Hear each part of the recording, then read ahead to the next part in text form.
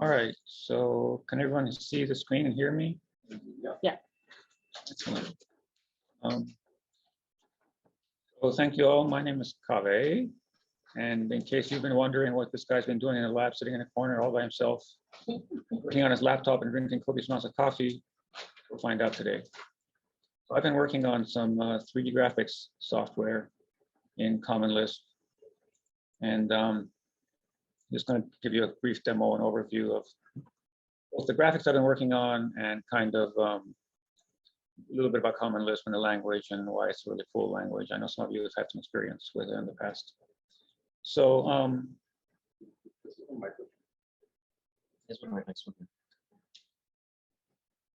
we have a 3D world. Basically, you know, you can make some shapes and things like that, and then I can create a particle system from the shape, and then that kind of like goes out a particle system. And then I can take the particle system and I can basically extrude some shapes along it. So, and this is all kind of, it's live. So if I keep playing the animation, it'll just kind of like keep growing. And then, for example, if I want to, I can go to the dark theme and then assign some colors to it. So this is the kind of thing I've been working on and developing sort of procedural elements for doing 3D graphics and so forth. So talking a little bit about Common Lisp, it's a general purpose language. I know some of you have dealt with it in terms of functional programming and things like that. You can do functional programming in it, but you can also do all kinds of other stuff in it. It's an object-oriented language, it's object-oriented extensions. It's an old ANSI standard. It was in the 80s and it hasn't really evolved since then. So everything's been added in terms of libraries. So we don't have the Python 2 to Python 3 problem. If you go to GitHub and find libraries that haven't been touched in 5 years, they still work just because the standard is established and it's not really changing over time. So I know like the biggest thing about Common Lisp is my God, the parentheses. But we have a lot of parentheses, but we don't have squiggly brackets and square brackets and semicolons and dot notation and things like that. So Common Lisp is a prefix language. So if I basically, you know, it's always operator arguments.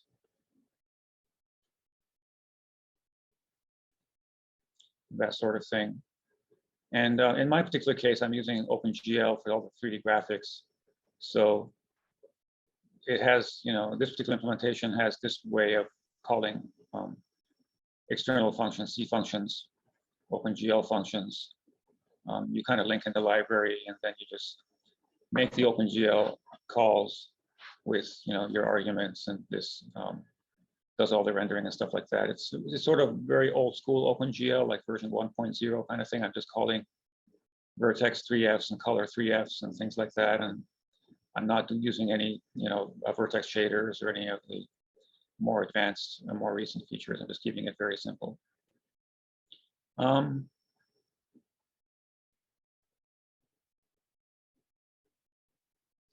So we do that. And now let's have a look at some classes just to kind of give you the idea that when you're designing software in Common Lisp, it's the same as doing it in most other languages, OO languages and so on. So we have, for example, here, a class definition, and it should be pretty, recognizable to people who've done other programming and so on. So basically, this is the main scene class.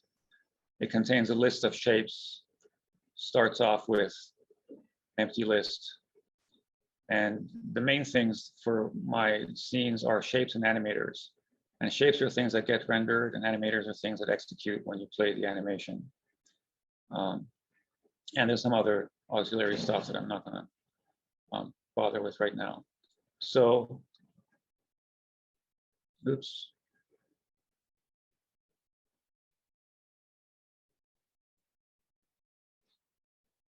So if we look at the shape class,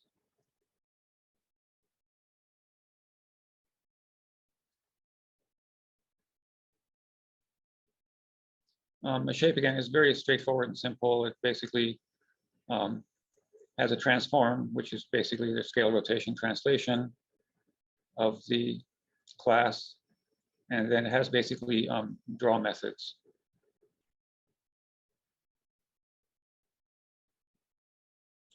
So, so the main thing for the shape class is the draw method. So if we kind of just like skip through all the various things. And so this is the draw method for the shape. And this method actually almost never gets called because the draw method is always going to be executed by subclass of shape. So what this does is just draws basically a little 3D plus sign in case you have a class that is a shape which doesn't have its own draw method. And the animator class basically has an initialization function and an update function. And then when you call update animator, it simply does something very straightforward. It just basically, if you have an update function, just call it. And Lisp has a lot of features that are now in most modern languages. First class functions, lexical closures, macros, things like that.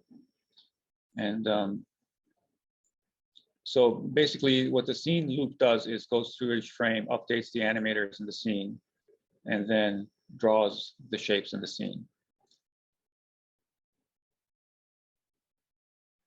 Now, some interesting things about, I won't talk too much about the environment, but I'm using Emacs, and then this is the REPL, the read eval print loop. And you can type in code in there. You can also just evaluate code from Emacs buffers directly, and it'll send it to there and compile it. So one of the nice things about Common Lisp is a very interactive language. And a lot of languages these days have REPLs, but Common Lisp was designed to really be a dynamic environment and work as sort of a live environment. So you can do anything in the REPL that you can do normally. So I know some languages, I think like Java, does not let you modify classes and things like that if you're in a session. But Common Lisp can do all of that stuff. So basically, if I call up the inspector,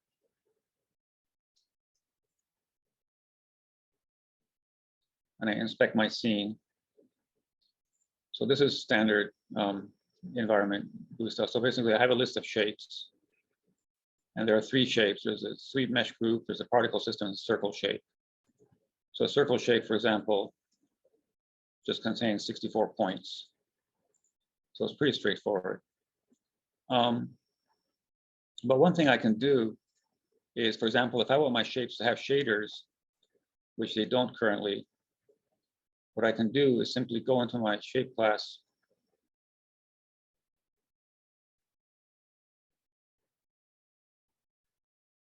and I can say, okay, we have the transform, add a shader, and I'm not going to bother with all the other parameters and stuff like that. So basically, it's just like, let's just say we have the initial value is nil. Then what I do is I just like literally hit Control C, and the shape def class here got compiled. And now if I go into here and I reload this, you'll see that basically it added the shader to that. So all of my existing classes automatically get updated based on my new definition. And this is really useful for you almost never have to stop your process and exit and then re-enter it and reload everything. You can just kind of constantly modify your classes and add functions and methods and everything like that as you go along. So for example, if I do the opposite now, if I just take this shader class back out, recompile that method, reload this thing, the shader is gone. So this is very flexible and fits in with the philosophy of Common Lisp of basically being the most flexible and powerful environment you can imagine. It's a little bit different from some of the more modern languages, which are more concerned with preventing you from shooting yourself in your foot. So like, they have a lot of boilerplate and guardrails and things like that. Common Lisp doesn't really have those. If you want to go in there and modify how the object system works, you can do that. But, it's obviously at your own risk. Um, yeah, of course, if you have questions, please pipe in. Yes. So you can have code add stuff to your class? Absolutely. That's what macros are. And I'll get a little bit into macros later, but one of the things about Common Lisp, which other languages have not yet adopted, is the fact that what they call homoiconicity, which is this really awkward word, but the idea is basically that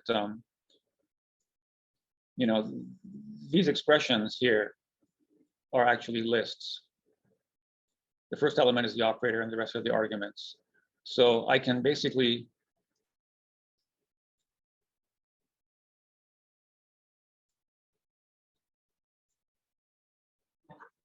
create a function by just, you know, doing that. So I can basically create a list that is, well, this is actually a function in this case. If I just, sorry, bear with me.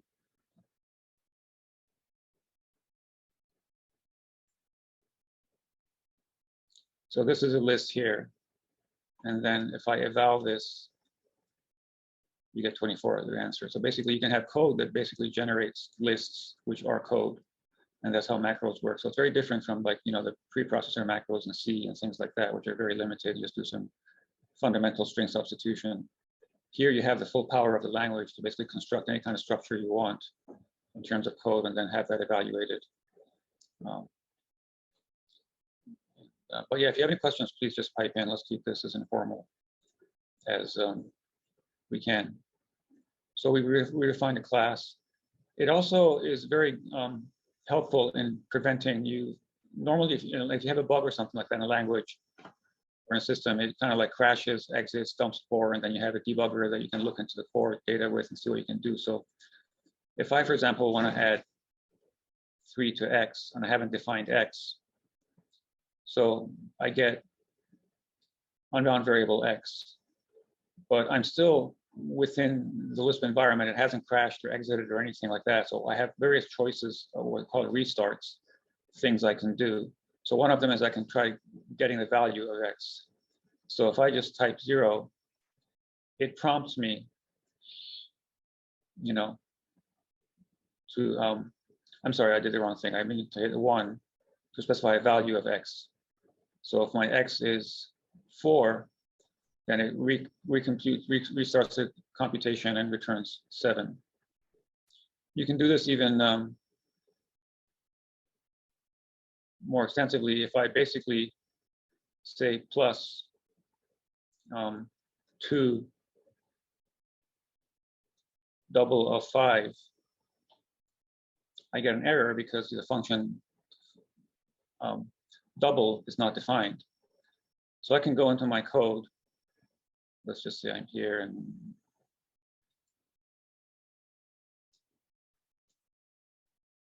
not a very fast typer. That's why I never do live coding. But I compile that and it got compiled. And now I can say retry applying double to 5. And it gives me 12 because that function was, you know, it kind of paused the process. I can modify the world, I can introduce new functions, things like that. And it's okay now, resume.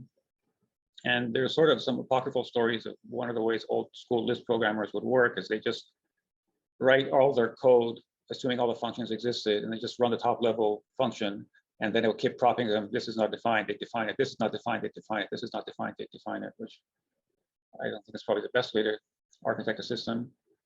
But you have these flexibilities. So CLOS also, CLOS is the Common Lisp logic system, and it's has generic functions and multi-methods. So yes. So in this case, double is just that one instance of an undefined function. Let's say you had a body of code with multiple undefined functions. Does it only list the first one? That's the first error it encounters. You can then define that function, compile it, then it'll resume it and find the second error it encounters and then prompt you again. It won't list all of them. No, it's an evaluation. It's not Right. a compiler. Okay, yeah, because I'm thinking of it in terms of, because I know how Lisp works, it's a stack, Right. right? You've got a stack of operators and all you're doing is waiting for the new double to be defined and then you continue on. Yeah. Okay. Exactly. Understand. So, for example, we have methods, and the methods can dispatch on not just the first argument, but any number of arguments. So for example, just multiplying a point by a number and multiplying a point by another point. These are kind of like different signatures. So you have multi-methods, and these are very useful, especially when you have things in graphics like you want to display an object in a view, you want to dispatch on both the object type and the view type. So if you're in a text view, you just display the text. If you're in a 3D graphics view, you draw the 3D graphics. If you're in a 3D graphics view, you draw something else. So this is, again, very useful. And another thing that the common logic system has is basically multiple inheritance, which I think most other old systems kind of go this with a small talk route, and they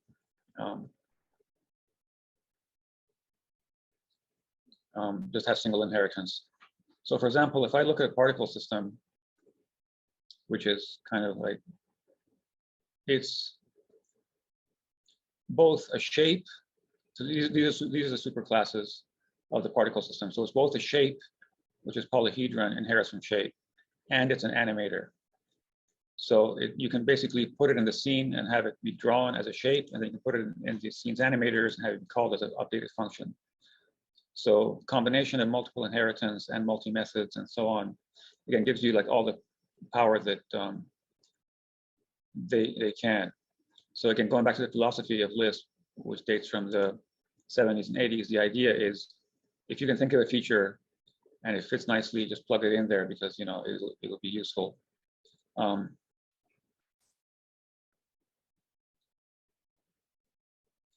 So now one of the other interesting features of the common logic system is method combinations. So method combinations are ways that you can control how methods get called. So for example,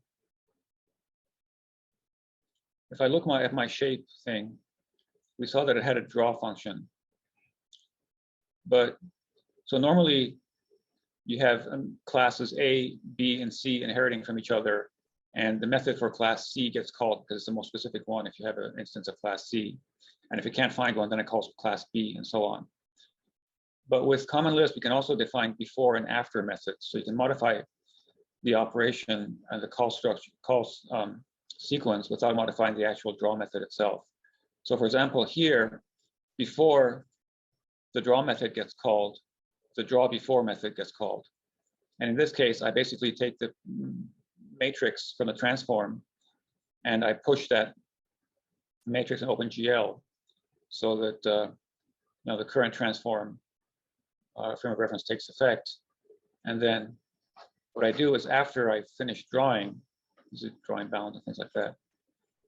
After I finish drawing, it basically pops the matrix. So I can sort of not touch the draw methods themselves, but wrap them around this before and after methods that get called in sequence whenever I call the draw method. So that's, again, a very useful thing to have and handy. I have a question. Yes. What's the difference between just putting it all together into the draw function? Well, for example, you might not have the source code for the draw function. It might be somebody else's code.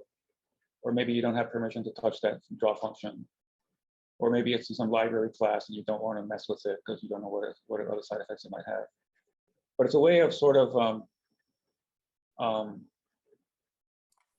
disassembling or structuring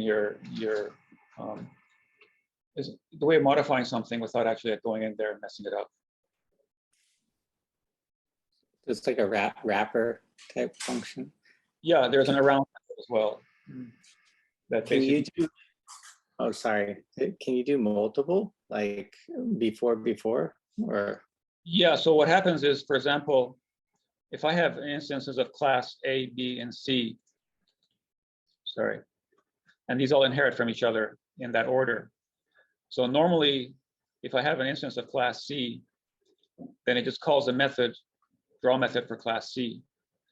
But then in some languages, you can basically say call next method, then it'll call B, and so on and so forth. But if I have an A before, and I have an A after,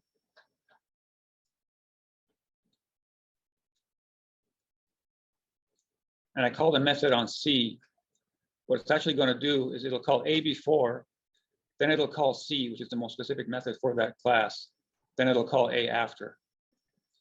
If I have a B before and a B after, it'll call B before, A before, C, A after, B after. So it's almost like a little pyramid of call stack, of call structure. So you can kind of like keep adding features and things like that to it. And then of course you can use an around method, and just then within the around method, you just say call next method, and it'll call the next method. You can even go further than that. There are options, for example, that they've put in there for things that I guess at some point they found useful, where you can have a method be defined that has a combination where instead of just calling C, it calls C, B, and A, goes all the way up the stack, and then, for example, it adds all the values together and then returns those values.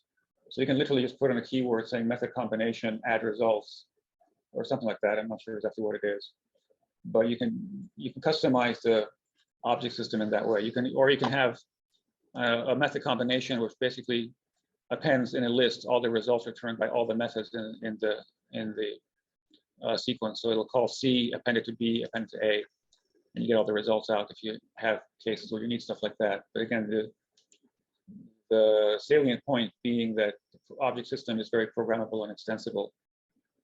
And I'll mention the meta object system a little bit at the end. So does this help you with the rendering pipeline, having all this? So sort of basically, yes. So for example, once I have the draw method before and after for my shapes, then everybody else just does draw. I don't have to worry about they have to take care of their transforms and so on and so forth. So I know the parents before and after will get called, and it'll take care of all the transform, things like that. And then I use it for some other things as well, which is kind of cool.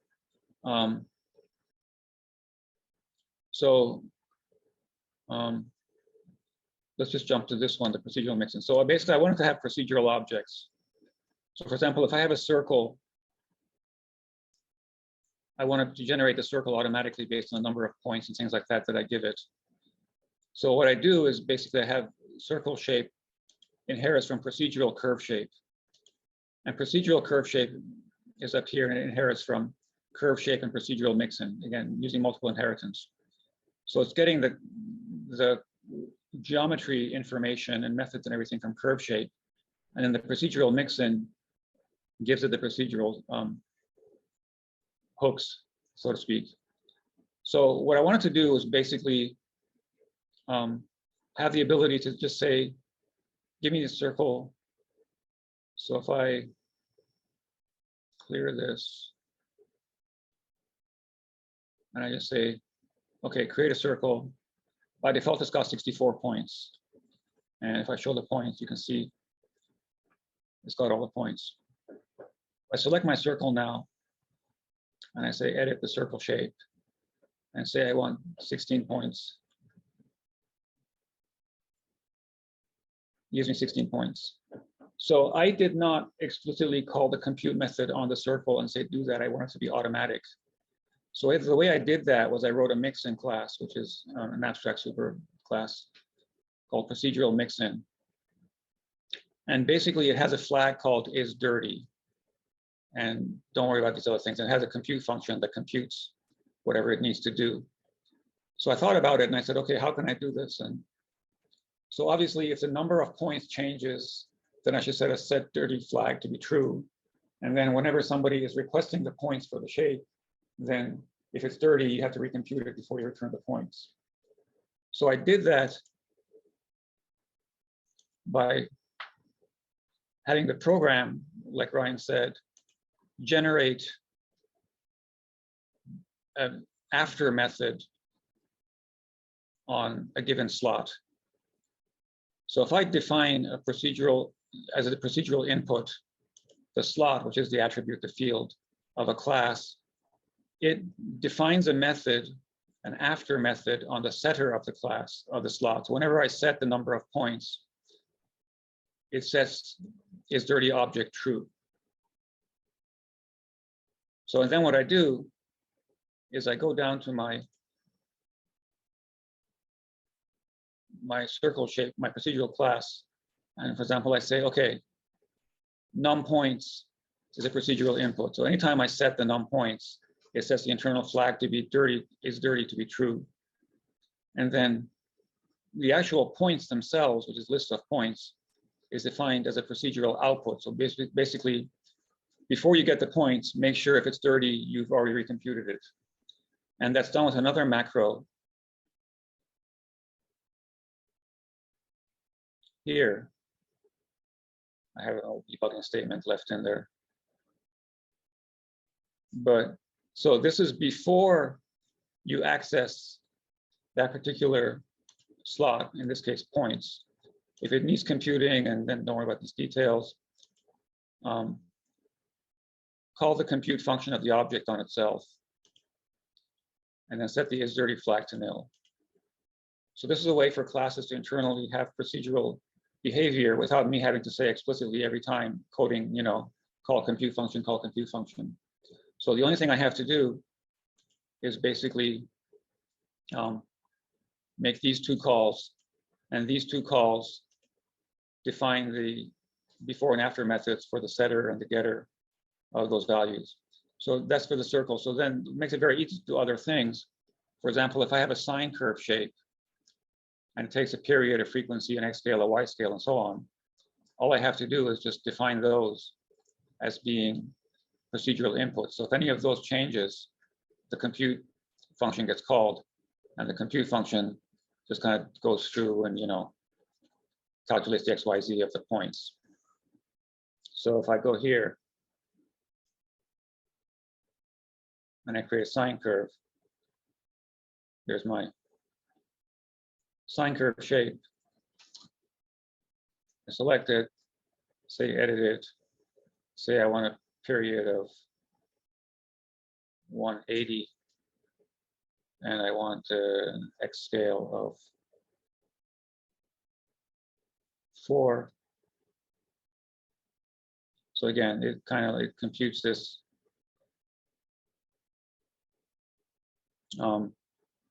without me having to explicitly say that to compute it. You created the particle system off of that? Would it populate to the particle system to update to? Yes. So, oh, I see what you mean. Percolate. Yeah.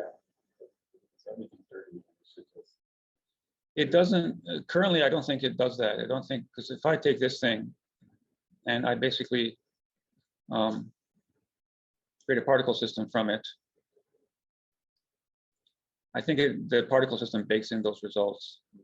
So if I go back to my sine curve and edit my sine curve shape to have, say, 8 points, the particle system sine curve got 8 points, but the particle system is still like its own thing.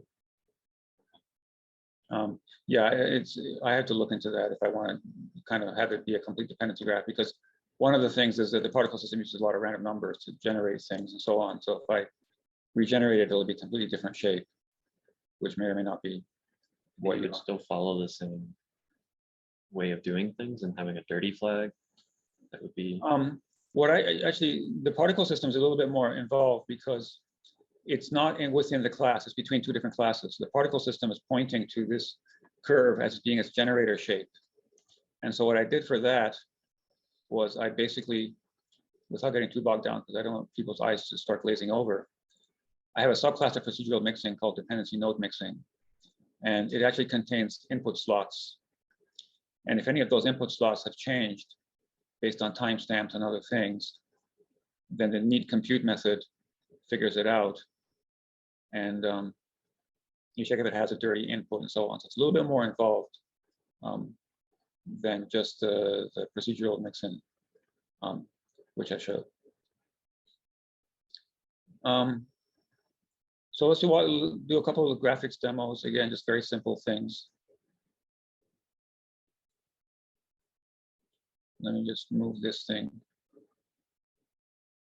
The limited screen space. Reset the view. Let's get over here.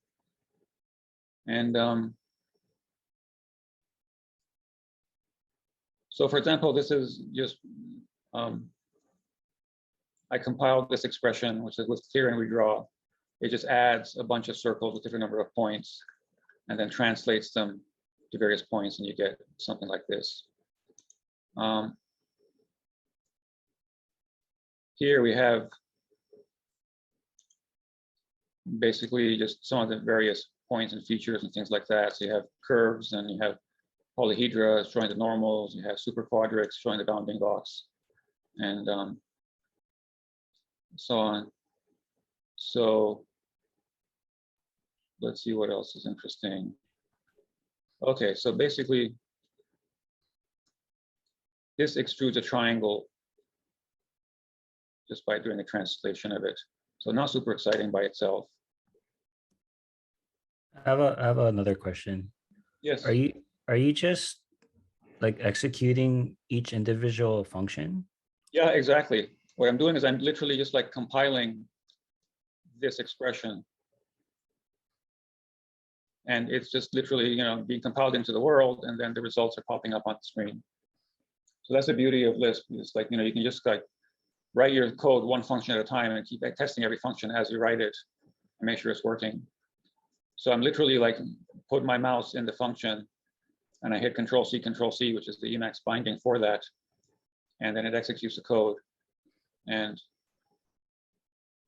so in this case, for example, it's doing.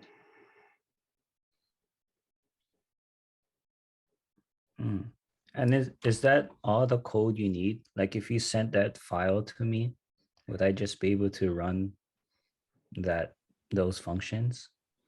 Well, if you have the rest of the software installed, yes. There's multiple files here. Those are all the files that show us with the classes, the scene Yeah. class, the shapes class. And all. So, you know, these are some of the files that are involved. Okay. Animator file, scene file, utilities file, particle file, shape file, procedure file. All told, I did a quick check the other day. There's about 5,000 lines of code.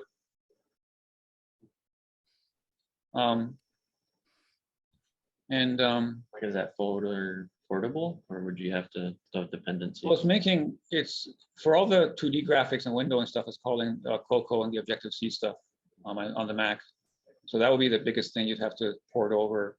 And because I basically I did the UI, just rolled up my own UI and did everything based on, you know, NS views and next step calls and things like that. So my emphasis for this project is just keeping the momentum going and doing new features and staying involved and not really worrying about where it's going to end up. Is it going to be a commercial product? Does it have to be bulletproof and, you know, device independent and all these things? So I'm just kind of like hacking in the old sense of the word. And at some point, I figure I'll sit down once I have a better idea of where this is all going and why I'm doing this, and you know, re-architect it or clean it up or optimize it and so on and so forth. But for example, here's another one, and then if we assign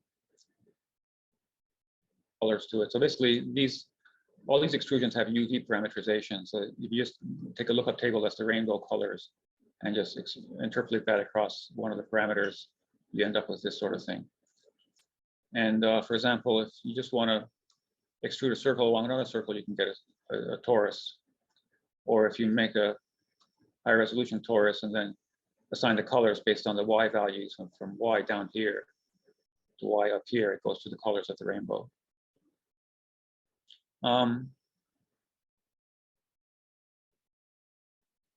Let me just, so super quadrics are a fun little thing.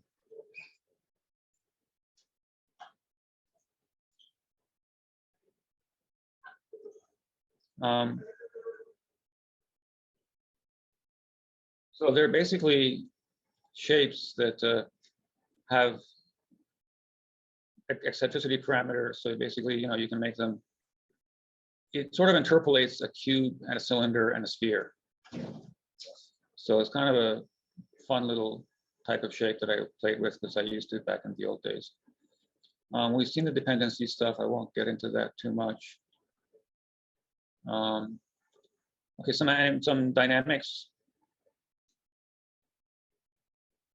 So basically, simple force fields and collision detection and some instancing of objects. It's basically one instance of a cube that's been, spread around and with different transforms. And I have the ability to basically do some simple parsing of files and like bring in OBJ files. So I use that for some things.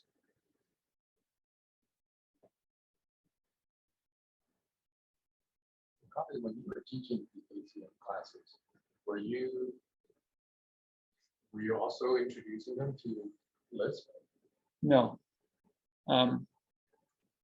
That would sort of, the ACM classes themselves, the only one that involved computer science students was the game design class. And over the course of the years that I was teaching, I tried different things. I mean, we tried just like, I wrote my own library for them to use called Bronze, which is a C++ library of game elements and things like that. At the end of it, we settled on Unity because early versions of Unity were coming out and it was just more flexible for them to play around with that. I would have loved to, I did develop a game engine for my own research in Common Lisp for doing an MMO type of game. And my idea was to do an MMO game set in pre-contact Hawaii, where basically you're a child who has to run around and do the day's activities. So to teach people like what they did all day long. You learn about conquests and wars and kings and things like that. But literally when you wake up in the morning, what do you do? So that was kind of my way of doing that. And I wrote a paper about it, did a very quick prototype of it with some Hawaiian language dialogue and so on. That was in Common Lisp. Yeah, the reason I was curious was when I teach my data visualization class, some of my students are ACM students. And oftentimes, ACM students are taught to use tools like Maya to make models. Right. Which for data visualization doesn't work because you can't hand make a data set by manually. Like if I say I have 50,000 galaxies you have to visualize, Right. a modeler can't go and click and make every location. I mean, it could. Right. So I was looking at scripting for Maya, right? Alias used to do that, right? Maya has Mel and Python built in. So I was basically showing them how to do Python. And I was just Googling for Lisp on Maya. It looks like in 2016 they just started supporting Lisp. Maya themselves did that? Yeah, there was Or some third party did It's it? a third party. I didn't know that. That's really Yeah. interesting. Because when I did, I know there's an implementation of Lisp called HyLang, HYLang, which is Lisp on top of Python. Yeah. I don't know if they did that or did something else. But as a side note of curiosity, when Maya was first being developed, the scripting contenders were Mel and Scheme. The Mel code just ran faster than the Scheme code, so just went with Mel instead. It was kind of a last minute decision. I think they made a huge mistake there, but What's now? Maya extension language, Yeah. kind of like this. You like scripting language, it's its own particular syntax that you can basically script behaviors and interfaces in Maya. Scheme is just it's just a version of Lisp. right? Yeah, it's a simplified, not simplified, but a very clean and minimal version of Lisp. Like I've never knew that you could do classes in Lisp. So this was Common Lisp UI stuff. as a standard can do almost anything you can do because it was kind of designed to be very powerful and it still is. But Talking about those visual effects that you see like in Doctor Strange, for example, right. An animator can't do that. No, what happens is the developers Have to write develop plugins for Maya, Yeah. whether in Mel, Python, or C++, and then they provide a custom UI for the animators to use. And then the animators. So, for example, when I was working at Weta, I wrote a plugin that generated spider webs. Okay. So then the animators would draw the basic structure of it, and it would just like fill it up with like thousands and thousands of strands. You can't do that by hand. Yeah, because then this would be perfect. We can, do stuff. I think it would be, but you know, the perfect language is the one you know. So like, you know, if you're a diehard Python person I or mean, stuff you like could that, do it Python. It's a you can. Well, that's the thing. You can do anything in almost any language. It's just a question of how much effort you want to put into it and how you can justify that. But for example, when I was doing my master's work, I was doing some graphics in Maya, but I wanted to do it in Common Lisp. So I wrote a socket connection to Maya from Common Lisp process. And my Common Lisp would generate mel strings and send them over there, and they get executed. So I would say, you know, make camera in my Common Lisp, Control C, and then pop up a camera pops up in Maya. And so I did my work that way. Does anyone like use this? I mean, other than you, because obviously you enjoy it. Yeah, there are some companies that kind of use Lisp. A lot of Lisp development is in-house development for companies that need stuff like that. I don't think there are too many end-user products that are written in Lisp. I think one of the more famous ones is Grammarly, is written in Lisp, in Common Lisp.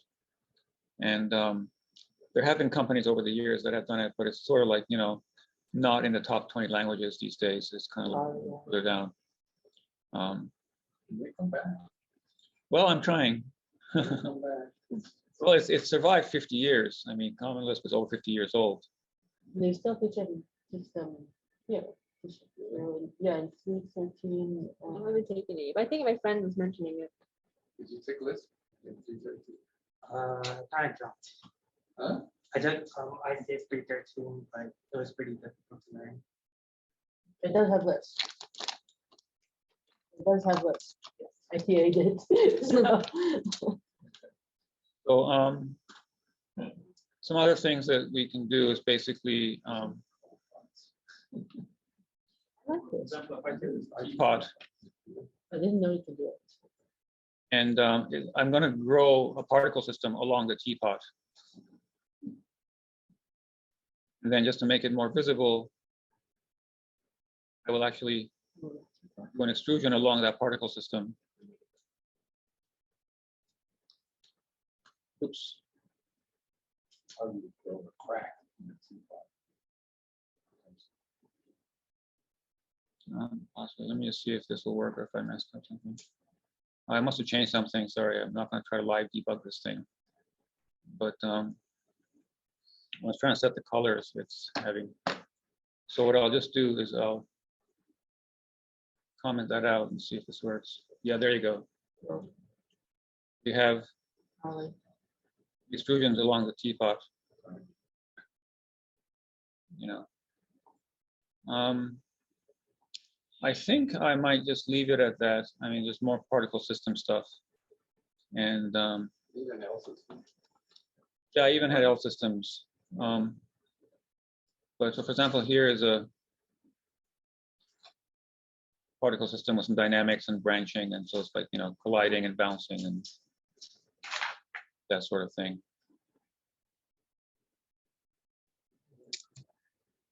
And then there's point instancer particle systems where basically I create a particle system. And then what I do is basically every point in the particle system, I'll instance an object. Again, the kind of the cool thing is that it's live, right? So if I just keep growing the particle system, it just keeps placing those octahedrons at every point.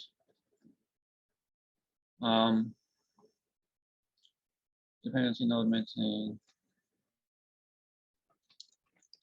I think I'll stop there. I mean, there's a bunch of other stuff, but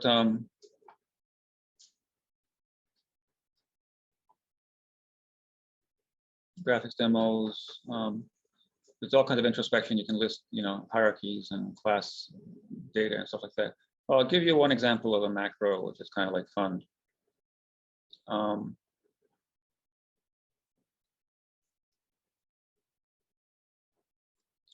So one of the things that when you're writing dialog boxes and stuff like that, there's a lot of boilerplate involved. right? You know, you have to list all the slots of the class and then, you know, get the types and then create a text field for each one.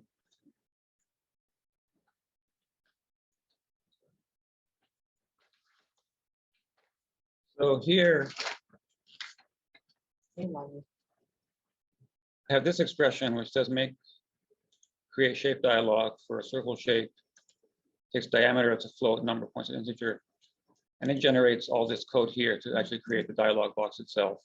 This is an example of a macro in use, where you just, you know, write this one line of code here, and then it generates everything else, you know, templates and patterns and so on and so forth. Yeah, so anyway, that was kind of a rather haphazard and slightly disorganized version of introduction to kind of my 3D graphics project and some common Lisp features.